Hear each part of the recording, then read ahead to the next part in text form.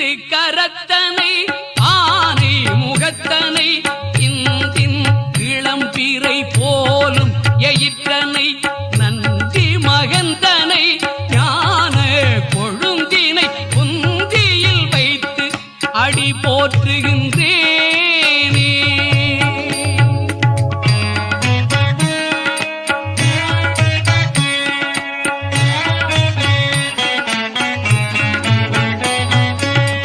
யான் பெற்ற இன்பம் பெருக இவ்வையகம் வான்பற்றி நின்ற மறைப்பொருள் சொல்லிடின்.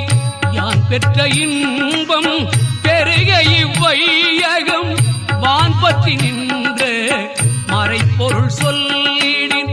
ஊன் பற்றி